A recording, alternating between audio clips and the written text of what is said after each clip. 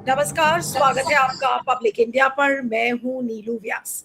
आज बात करते हैं प्रधानमंत्री नरेंद्र मोदी की और हर एंगल से उनके बारे में हम बात करेंगे, क्योंकि अभी हाल में वो अपना एक विदेशी दौरा पूरा करके आए हैं, जहां पर इंडोनेशिया से लेके न्यूजीलैंड से लेकर और फिर इंडोनेशिया, मेलबर्न, फिर उसके बाद न्यूजीलैंड और ऑकलैंड का पूरा ट्रिप करके वो आए हैं। इधर जब वो विदेश दौरे पर थे तो ईरान युद्ध कितने चरम सीमा पर चला गया, राम मंदिर की चोरी का जो मामला है वो कितना आगे बढ़ गया, उसके अलावा आरएसएस को लेकर कितने सारे सवाल भी खड़े हो रहे हैं कि जो विदेशी संस्थाएं हैं आरएसएस की, अगर वो विदेश में अपने आप को रजिस्टर कर सकती हैं तो वो देश में अपने आप को क्यों नहीं रजिस्टर कर सकती। और जिस तरीके से बांकीपुर, जो बिहार का एक इलाका है जहां पर उपचुनाव होने वाले हैं और नितिन नवीन का कैंडिडेट वहां से भाग खड़ा हुआ ऑलमोस्ट, और उधर दूसरी तरफ जो दातिया बायपोल में जो नरोत्तम मिश्रा का जो टिकट जिस तरीके से कटा, यानी कि दातिया से लेके अयोध्या से लेकर बांकीपुर तक बीजेपी के अंदर जिस तरीके की कलह, जिस तरीके की रिफ्ट, जिस तरीके की चुनौती सामने देखने को मिल रही है, क्या प्रधानमंत्री नरेंद्र मोदी इन चैलेंजेस को हैंडल कर पाएंगे और क्या उनकी दिशा इस समय क्या दिख रही है। इस समय हमारे साथ यशवंत सिन्हा जी हैं, जो कि पूर्व केंद्रीय मंत्री रह चुके हैं, वरिष्ठ नेता हैं। आपका स्वागत है Yashwant ji, thank you so much for joining. और thank you sir, thank you so much for joining. और मेरा पहला सवाल यही है कि इस समय राम मंदिर की चोरी का मुद्दा शुरू करेंगे कि आपने तो वो दशक भी देखा था जब राम मंदिर एक कोर एजेंडा बीजेपी का होता था और राम मंदिर का बनना मतलब ऐसा लग रहा था कि बीजेपी का सपना पूरा हो गया। लेकिन जब आज राम मंदिर में ये चंदा चोरी का घोटाला जब हम देखते हैं, उसको देख के क्या कहेंगे सर? आप क्या सोच रहे होंगे? आपने तो उन दिनों भी देखा होगा जब वाजपेयी साहब की सरकार थी, तब से ही राम मंदिर को बनाने की बात हो रही थी। क्या किसी ने सोचा था कि इस तरह से चंदा चोरी का मामला राम मंदिर में सामने आ जाएगा? देखिए, राम मंदिर का मामला सामने आ ही गया है और उसके बाद बद्रीनाथ का भी मामला सामने आया है। राम मंदिर का मामला इतना बड़ा है कि बद्रीनाथ की तरफ लोगों का ध्यान कम जा रहा है, लेकिन ये बात खुलकर सामने आ गई कि वहां पर भी चोरी हुई है। और मैं मानता हूं कि जितने ये मंदिर मठ हैं वहां पर भयंकर इस तरह की काले कारनामे होते रहते हैं तरह तरह के, और वो छुपा दिए जाते हैं, वो जनता के सामने नहीं आते हैं। बहुत मुश्किल से मुझे लगता है कि राम मंदिर में चोरी का मामला सामने आया है। और ये विशेष इसलिए है क्योंकि राम मंदिर के लिए बहुत लोगों ने बहुत स्ट्रगल किया, और जब राम मंदिर बनने का रास्ता साफ हुआ सुप्रीम कोर्ट के एक फैसले के चलते, तो ऐसा लगा कि जैसे कि पता नहीं क्या क्रांति आ जाएगी पूरे देश में। तो खैर, वो क्रांति वगैरह की बात तो छोड़िए, हमारे प्रधानमंत्री जी का जिक्र आपने किया, वो तो प्रधान सेवक के बदले वहां प्रधान पुजारी बन गए थे। शंकराचार्यों को नहीं बुलाया, मंदिर की जो पूजा होती है वो स्वयं उन्होंने की। तो राम मंदिर सीधे तौर पर कनेक्टेड है प्रधानमंत्री जी के साथ, इसमें बीच में कोई नहीं है। सीधे हैं प्रधानमंत्री, जो कि वहां के मुख्य पुजारी भी अपने को मानते हैं, और राम मंदिर का मैनेजमेंट। अब वहां पर चोरी हो जाए तो देश के लोग क्या समझेंगे इसको? एक तो धर्म की बात और जो पवित्रता है उसकी बात आप एक मिनट के लिए छोड़ भी दीजिए। और एसआईटी बना दिया यूपी सरकार ने। अब योगी जी चारों तरफ घूमते हुए ये कह रहे हैं कि जो लोग राम विरोधी थे वो क्यों इस प्रश्न को उठा रहे हैं। अरे भाई, चोरी आप करोगे तो कोई भी इस प्रश्न को उठाएगा। तो ये मामला जो है, इसको जैसे कहते हैं ना अंग्रेजी में कि स्वीप अंडर द कारपेट नहीं किया जाता। आप कारपेट के अंदर इसको छुपा नहीं सकते हैं। ये मामला बहुत तूल पकड़ेगा। और अब सुप्रीम कोर्ट में आ गया है, सुप्रीम कोर्ट ने रिपोर्ट मांगी है। मैं मानता हूं कि सुप्रीम कोर्ट गहन जांच इसकी करवाएगी। यूपी का एसआईटी जो है वो अपने आप में नाकाफी है, और सुप्रीम कोर्ट की निगरानी में स्वतंत्र रूप से इस चोरी के मामले की जांच होनी चाहिए। नहीं, लेकिन सर, इस बेंच में जस्टिस सूर्यकांत हैं, जस्टिस जॉय माल्या बागची और जस्टिस वी मोहना है। अब जस्टिस सूर्यकांत वाली बेंच से हम उम्मीद कर सकते हैं कि वो एक स्वतंत्र जांच इस केस में करवाएंगे, जो इतने सारे मामलों में सरकार को ढकने और मूदने का काम सरकार के लिए करते हैं। तो हम कैसे माने कि सुप्रीम कोर्ट इसमें एक बड़ी न्यायिक जांच करेगा? देखिए, सुप्रीम कोर्ट नहीं करेगा तो सुप्रीम कोर्ट की तो पहले से ही तौहीनी हो रही है, जैसा आपने कहा, कई मामलों को लेकर। और इसमें भी सुप्रीम कोर्ट खामोश हो गया तो इसका मतलब ये होगा कि सुप्रीम कोर्ट सरकार के थंब के नीचे है, अंगूठे के नीचे है, और ये जो देश की प्रजातांत्रिक व्यवस्था है उसके लिए कतई उचित नहीं है। और मैं आपसे ये कहना चाहूंगा कि जो निराशा का घड़ा है ना, वो बूंद बूंद करके भरता है, और उसमें कई बूंद पहले ही जा चुके हैं। और ये अगर ऐसा सुप्रीम कोर्ट का रवैया रहा तो उसमें बहुत पानी जमा हो जाएगा, फिर घड़ा फटने का टाइम आ जाएगा। सर, उत्तर प्रदेश का चुनाव तो बहुत दूर नहीं है, अगले साल ही है, और एक ऐसे समय में राम मंदिर का मुद्दा गरमाया है। आपको लग रहा है कि इसका कोई असर अगले साल के यूपी चुनाव में पड़ेगा? इसका असर पूरे देश में पड़ रहा है। पूरे देश के लोग इस बात की चर्चा कर रहे हैं कि कम से कम राम मंदिर को तो छोड़ देना चाहिए था। वो पता नहीं वो कार्टून आपने देखा कि नहीं, कि मोहम्मद गोरी जैसे कुछ लोग आ रहे हैं अफगान ड्रेस पहने हुए, और जी। वो उनका नेता बोलता है कि वापस चलो, उन्हें खुद ही मंदिर लूट लिया। तो इसका असर जनमानस पर पूरे देश में पड़ रहा है, केवल उत्तर प्रदेश में नहीं। और विशेष रूप से उत्तर प्रदेश में पड़ेगा ही। और मैं मानता हूं कि ये बड़ा मुद्दा बनेगा चुनाव में, क्योंकि इससे बहुत बीजेपी की और आरएसएस की बदनामी हुई है, और उन लोगों की बदनामी हुई है जो राम मंदिर के मैनेजर्स अपने को कहते हैं। सर, इसमें तो कोई शक नहीं है कि इसमें बीजेपी की बदनामी के साथ साथ मोदी जी की भी बदनामी बहुत ज्यादा हो रही है, लेकिन इन लोगों को, आपको लग रहा है कि बदनामी से कोई फर्क पड़ता है? कोई बदनामी से इनको फर्क नहीं पड़ता। हो सकता है कोई दूसरा नया मुद्दा लेके आ जाए, लोग भूल जाएंगे राम मंदिर का मुद्दा। नहीं, जैसे नीट पीछे चला गया ना, हाँ, नीट का बिल्कुल। जो पूरा मामला था, कुछ लोगों का तो मानना ये भी है कि जानबूझ के इन्होंने राम मंदिर की चोरी का मामला सामने लाया ताकि नीट का मामला दब जाए। लेकिन जब बहुत सारे मामले आना शुरू हो जाते हैं तो कितने मामलों को दबाइएगा, ये संभव नहीं हो पाएगा। और कितने नए नए मामले आप जोड़ते रहिए तो सब मामले एकत्रित होकर एक बहुत बड़ा तूफान बन जाता है। ये हम लोगों ने पहले भी अपने इतिहास में देखा है। लेकिन आपको लग रहा है कि ऐसा बड़ा तूफान आपको दिख रहा है बीजेपी का के सामने आता हुआ? क्योंकि बीजेपी तो हाँ, मैं हर चीज मुझे मैनेज कर लेती है। नहीं, इस बार बीजेपी के लिए मुश्किल होगी। हमको ये नहीं भूलना चाहिए कि बीजेपी जो भी इंतजाम कर रही है इलेक्शंस को मैनेज करने के लिए, उसमें कुछ तो सफलता उनको मिल रही है। इलेक्शन कमीशन जो है वो बीजेपी दफ्तर का एक विंग बन के रह गया है। लेकिन इन सब के बावजूद जब जनता जागेगी देश की, तो उसके सामने कोई तकड़म नहीं चलेगा, और सच्चाई का सामना सरकार को करना ही पड़ेगा, ऐसा मैं मानता हूँ। नहीं तो आप ये मान रहे हैं कि एक तूफान या सुनामी इस समय बीजेपी के सामने है, जिसका सामना बीजेपी को और मोदी जी को करना पड़ेगा?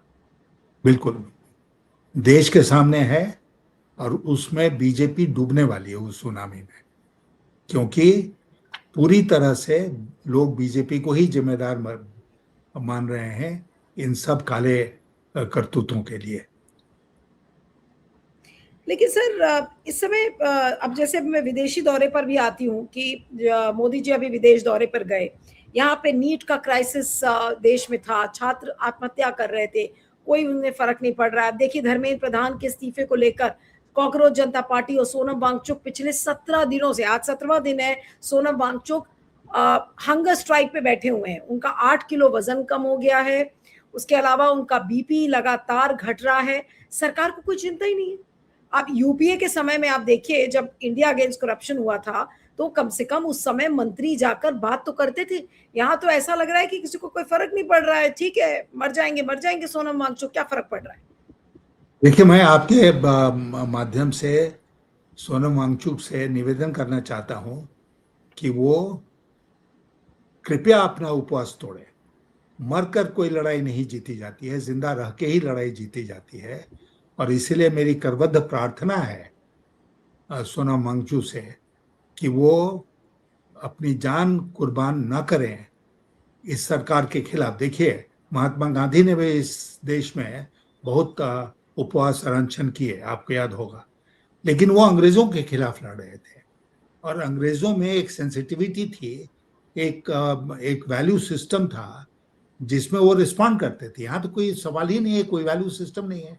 यहाँ कोई मर जाए कोई फर्क नहीं पड़ता है, नहीं तो आप ये कोई कह मार रहे हैं दिया कि जाए। मोदी और शाह साहब अंग्रेजों से भी गए गए गुजरे हैं।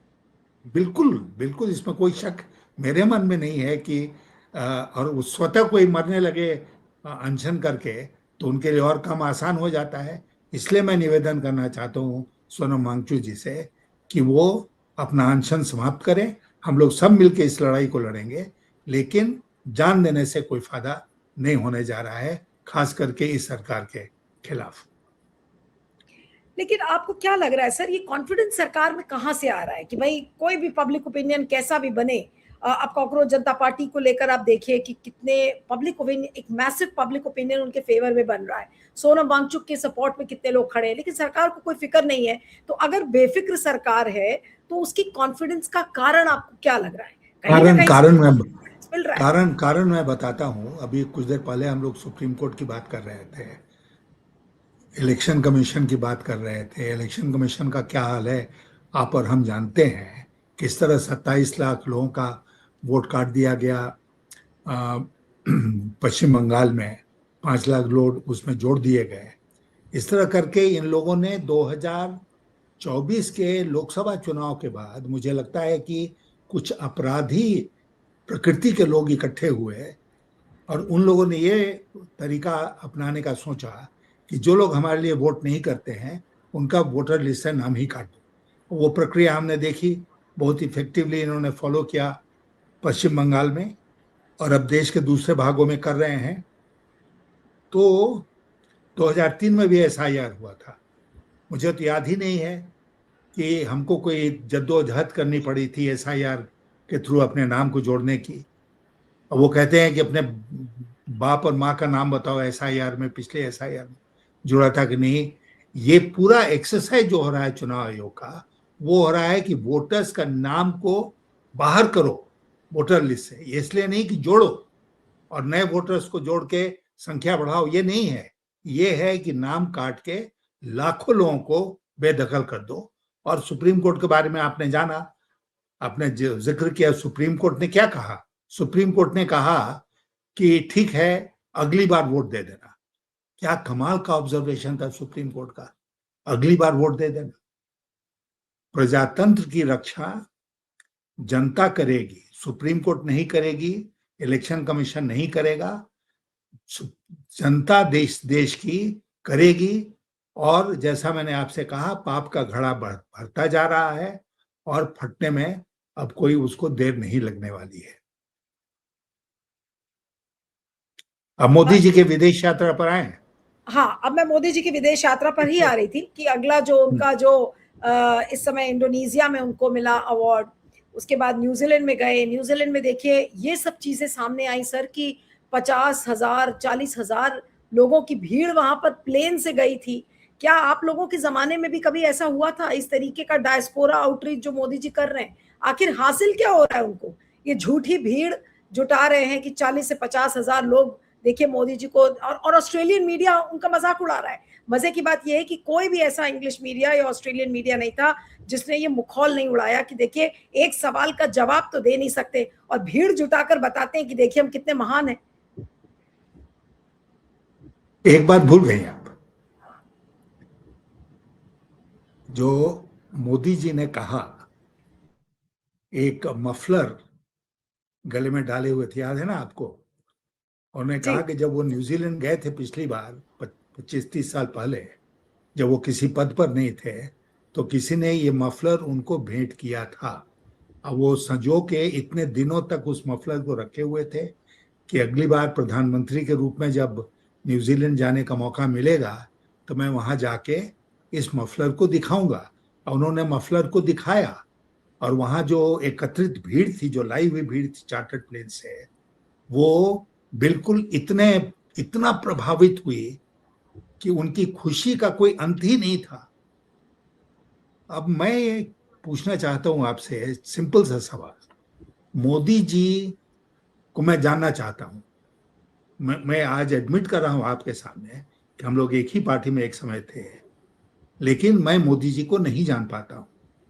वो जो शगुफे छोड़ते हैं ना बीच बीच में, जैसे वो न्यूजीलैंड गए, 2 बार अमेरिका गए स्टेट डिपार्टमेंट के निमंत्रण पर, जो अपने आप में बड़ी अनहोनी बात थी, क्योंकि अगर बुलाता भी है स्टेट डिपार्टमेंट तो एक बार बुलाता है, लेकिन मोदी जी के केस में उन्होंने अपवाद किया और 2 बार उनको बुलाया स्टेट डिपार्टमेंट का गेस्ट होके, और उन्होंने पूरे यूनाइटेड स्टेट्स का दौरा किया। अब वो न्यूजीलैंड भी वो आए हैं। मैं तो एक आईएएस ऑफिसर था, मैं तो नहीं जा पाया हूं आज तक न्यूजीलैंड। लेकिन मोदी जी, जिन्होंने 35-40 साल भिक्षा मांग के भोजन किया, भिक्षा मांग के, वो अमेरिका घूमते थे, वो न्यूजीलैंड घूमते थे, और पता नहीं यूरोप घूमते थे, कहां कहां घूमते थे। क्या देश को जानने का हक नहीं है, अधिकार नहीं है कि ये सब कैसे होता था, कैसे होता था? वहां तो रुपया चलता नहीं है, वहां तो न्यूजीलैंड की करेंसी चलती होगी। तो वो जब न्यूजीलैंड गए तो किसके निमंत्रण पर गए? और उसके बाद उनका कहना है कि 30-40 साल तो हमने भिक्षा मांग के, 35-40 साल भिक्षा मांग के खाया है ना। तो आप जोड़ लीजिए, 12 साल वो रहे गुजरात के सीएम, 12 साल से देश के प्रधानमंत्री हैं, 24 साल। ठीक है, उसके पहले वो भारतीय जनता पार्टी में महामंत्री थे। भारतीय जनता पार्टी में महामंत्री जो प्रचारक टाइप के लोग होते थे, वहीं पर उनको कमरा मिल जाता था, दफ्तर में वो रहते थे, खाना पीना भी वहीं मिलता था उनको। और जब वो नॉर्दर्न स्टेट्स के इंचार्ज थे तो वहां घूमने जाते होंगे तो वहां भी खाने का बंदोबस्त लोग करते होंगे। तो ये करीब, मैं मानता हूं कि 30 साल तो इसमें निकल गया। 35-40 साल उन्होंने भीख मांगा और खाया, तो 65 साल इसमें निकल गया।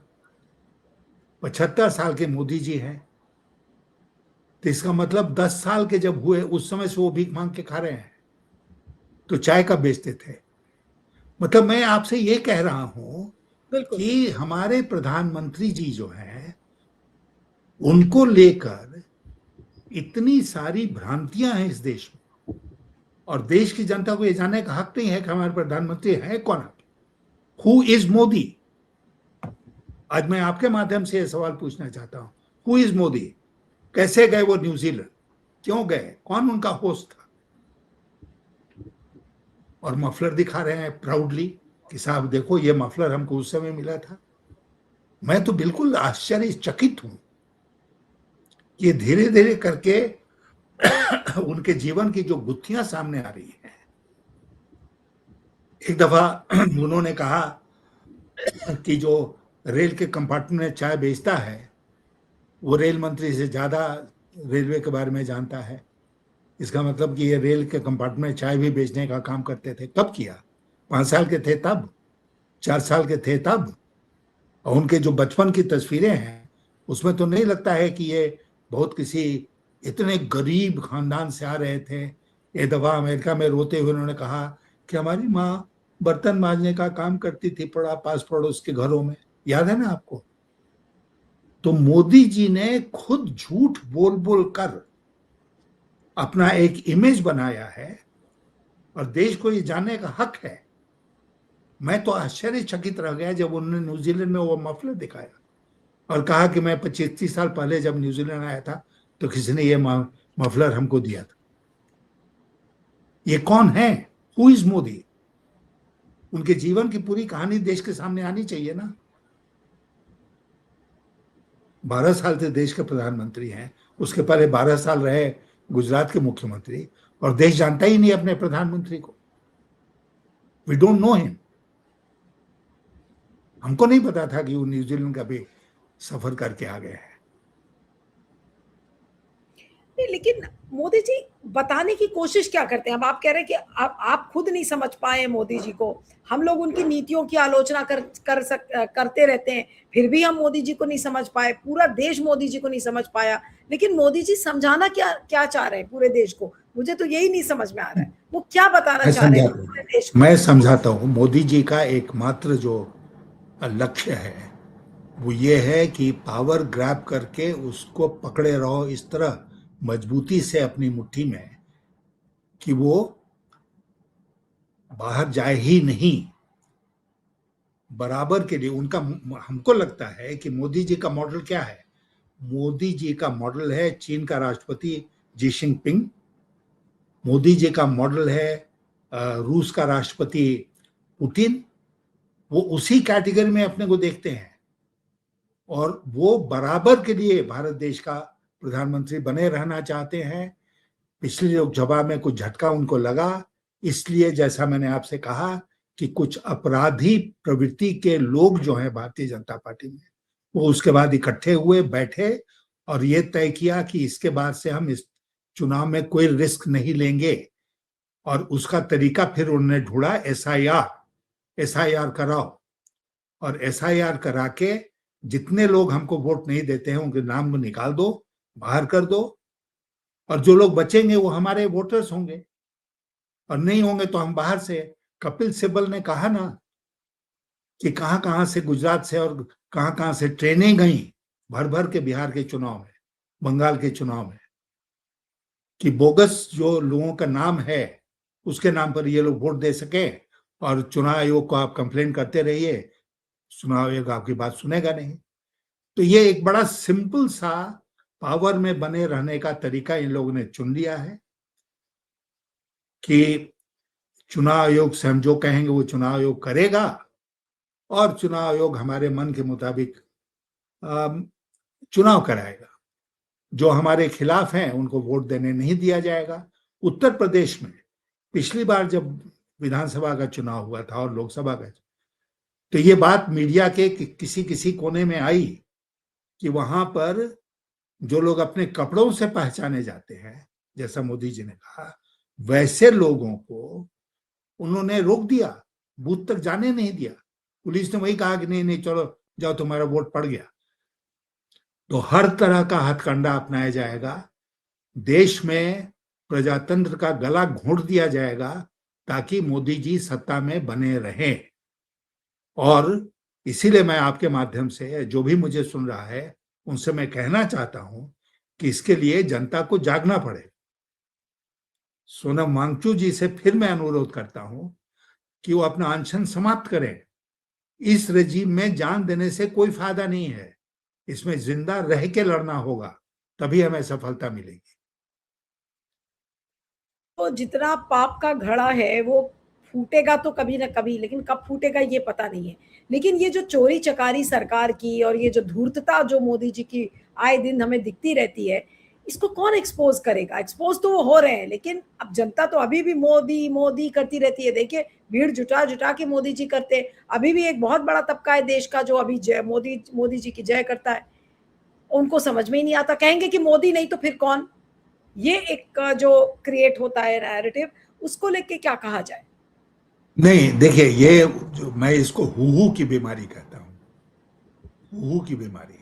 हुहू, after Nehru who, after Indira Gandhi who, after Vajpayee who, after Shastri who. हर प्रधानमंत्री के कार्यकाल में ये सवाल उठता रहा है कि इनके बाद कौन।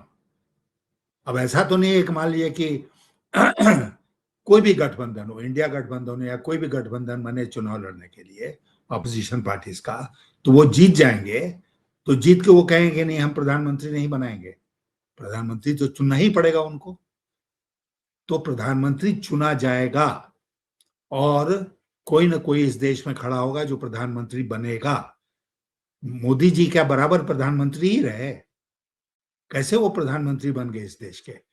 अब मेरे मन में तो बहुत खतरनाक ख्याल आ रहे हैं, लेकिन मैं जब्त करूंगा और नहीं, आपके शो में ये नहीं कहना चाहता हूं कि मैं क्या समझता हूं कि मोदी जी कैसे देश के प्रधानमंत्री बन गए। लेकिन बहुत सारी बातें जो हैं उनका आने वाले दिनों में खुलासा होगा। अब देखिए, हमारे सामने दो ही उदाहरण है ना। मोदी जी नॉर्वे गए तो नॉर्वे के एक पत्रकार ने उनसे सवाल पूछा, वो भाग खड़े हुए। ये तो देखा ना देश के लोगों ने, देश की बेइज्जती हुई ना कि प्रधानमंत्री एक सवाल नहीं का जवाब नहीं दे सकते हैं। हम ऑस्ट्रेलिया गए, ऑस्ट्रेलिया में बेइज्जती हुई। तो अब वो जहां जाएंगे वहां पर मीडिया उनको घेरेगा और वहां पर इस प्रकार की बेइज्जती का सामना न केवल मोदी जी को बल्कि पूरे देश को करना पड़ेगा कि हम रुक के। अब तो उन्होंने डिस्कवर कर लिया है मूविंग टेलीप्रॉम्प्टर। हाँ, मूविंग टेलीप्रॉम्प्टर, हम वॉक कर रहे हैं, जो उन्हीं के हमारे साथ साथ साथ साथ चलता है। बिल्कुल। टेलीप्रॉम्प्टर चल रहा है। वाह, साइंस का क्या कमाल है एकदम। तो मैं मानता हूं कि मोदी जी एक्सपोज हो रहे हैं। विदेशी मीडिया ने शुरू कर दिया उनको एक्सपोज करना। देश की मीडिया में कुछ लोग आपके जैसे बचे हुए हैं जो हम जैसे लोगों को मौका देते हैं सच्चाई बोलने का, और धीरे धीरे करके ये गोदी मीडिया का जो कॉन्सेप्ट है ये खत्म होगा और फिजा बदलेगी, इंतजाम बदलेगा।